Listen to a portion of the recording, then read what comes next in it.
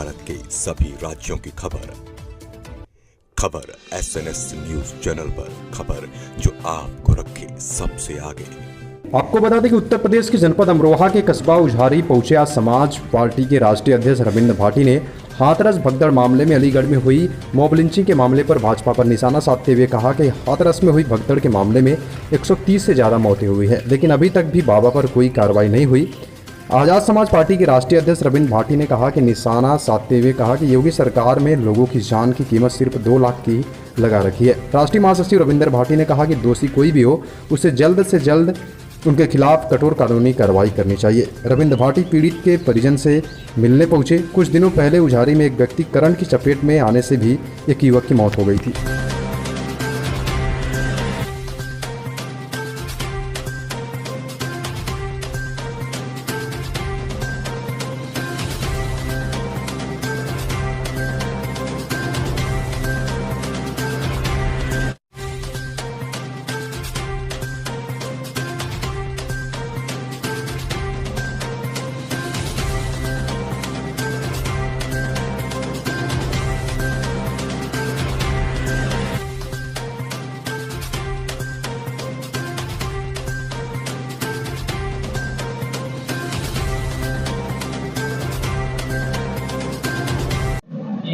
आज ये road show कर रहे हैं, क्या मकसद है?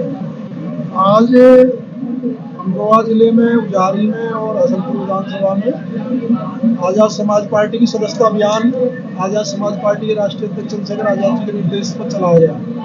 इसमें बसपा, सपा, बीजेपी छोड़कर बहुत सारे साथियों ने, जो हमारे गुर्जर समाज के लोगों ने, SC समाज के लोगों ने, मुस्लिम समाज के लोगों ने आज आज़ाद समाज पार्टी की सदस्यता ग्रहण की। और ये सदस्यता अभियान पर पूरे देश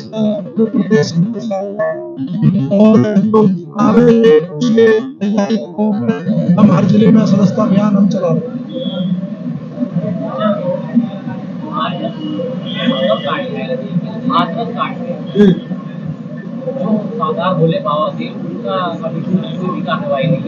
देखिए, ये सरकार का फेलियर है। सरकार और पुलिस की तरफ से FIR दर्ज हुई है, उसमें जो भी दोषी है, इतनी बड़ी घटना हो गई। 121 तो वो लोग हैं जिनका पोस्टमार्टम हुआ है। आशंका है जो वहाँ के प्रत्यक्षदर्शियों ने बताई है कि इसमें जो 200-400 लोगों की मरने की आशंका है, क्योंकि जिनकी डेड बॉडी पोस्टमार्टम के लिए गई वो ही गिनती में है। जो लोग अपनी डेड बॉडी अपने बच्चों को, अपनी घरवाली को लेकर वहाँ से अपने घर चले गए, उनका कोई रिकॉर्ड नहीं है। तो हम अपने बीमारी और आज़ाद समाज पार्टी के माध्यम से प्रयास करेंगे कि इतने लोग हैं ताकि जो भी लाभ मिले कम से कम पीड़ित परिवार तक पहुंच सके। और बाबा, योगी बाबा भी बाबा है और वो भी बाबा है। अब बाबा पता नहीं क्यों उनके खिलाफ कार्रवाई नहीं कर रहे।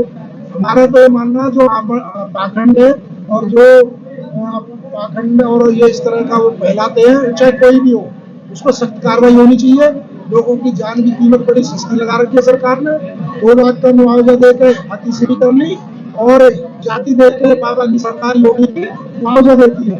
लेकिन ये कमजोर वर्ग के नहीं होते, दलित वर्ग के नहीं होते, पिछड़े वर्ग के नहीं होते, तो 50-50 लाख भी मुआवजे सरकार ने दिए हैं। तो ये जाति देख के इनका जो मुआवजे में भी ये हमारे साथ भेदभाव करते हैं।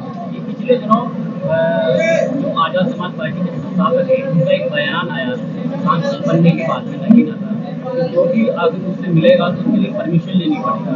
देखिए, पूरे देश में हमारा संगठन है और भीम आर्मी और आज़ाद समाज पार्टी 22 स्टेटों में संगठन और देश का सबसे बड़ा संगठन और सबसे बड़ी पार्टी।